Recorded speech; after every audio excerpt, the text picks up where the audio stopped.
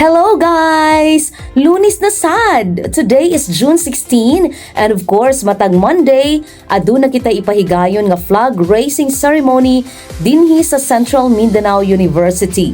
Mauna nga inyong nakita nga naka-Filipiniana na pod ang inyuhang ubos nga higala sa kahanginan. So, ubani ko ninyo as we witness, as we participate sa ato ang flag raising ceremony karong adlawa dinhi sa University Convention Center. Ang mga opisina nga sponsors karon nga flag raising ceremony mao ang Office of the Bids and Awards Committee, Legal Office, and of course ang atuang Internal Audit Services Office. So, kita-kits sa University Convention Center. See you there!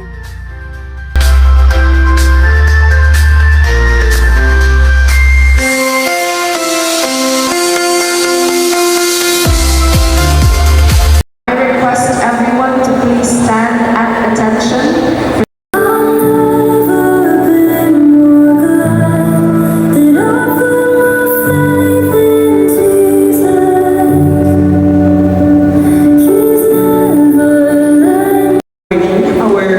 Values for the week is about trust.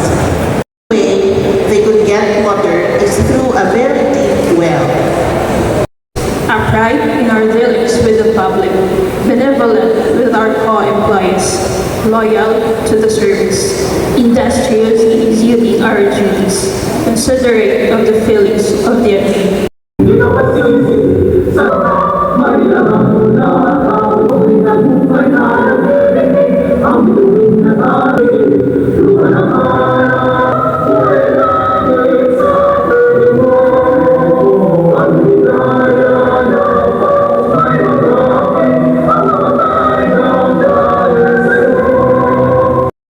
At bayang sinilangan. Kailay ko ang aking talino at kasanayan sa pagpapaunlad ng aking bayan. Taglay ang galing na aayon sa mga pandaigdigang pamantayan. Magiging instrumento ako sa pagsulong ng kagalingan, karon hindi lamang responsibilidad ng iilan. Isusulong at pangangalagaan ko ang aking bayang minamahal. Bilang Pilipino na may pagmamahal.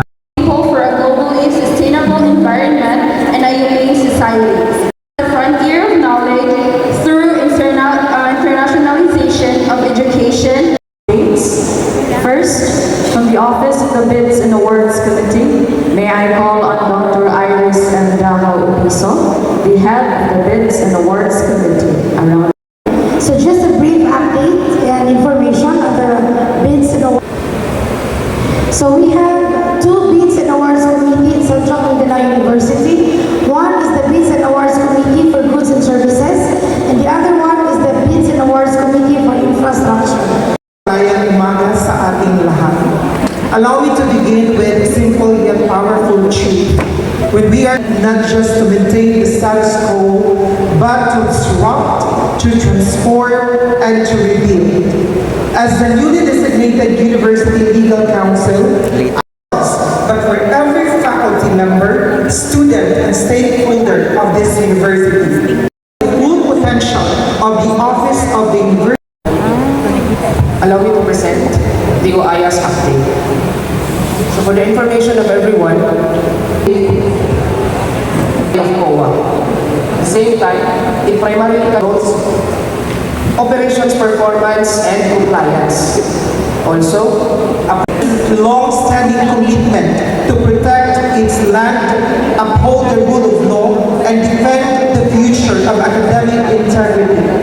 The demolition of structures and shanties unlawfully built by the Buffalo Tamaraw Limos or BTL and Muswan Inhabitants Landless Farmers Association or MILFA within the 150. Thank you, Attorney Gretel. So good morning, everyone. I started my day at 2 o'clock in the morning because we have to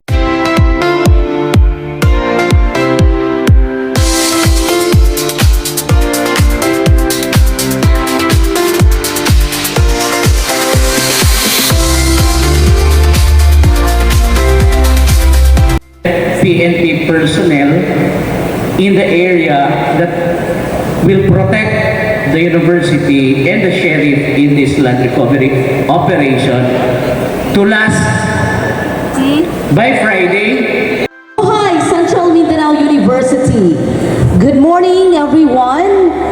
In behalf of the CMU Faculty Association Incorporated, headed by Engineer Neil Francis Daciado, and also in behalf of the Central Mindanao University Employees Association Incorporated, or CMUYA, headed by Dr. Heidi Helena Garcia, I am pleased to present to you the HMO Providers Comparison Report for Central Mindanao University employees. For the very first time, I don't know if it's for the very first time in history, but for the very first time, the officers of CMUFI and CMUYA had a joint meeting. We convened for the presentation of the healthcare services and benefit packages of the 6 invited HMO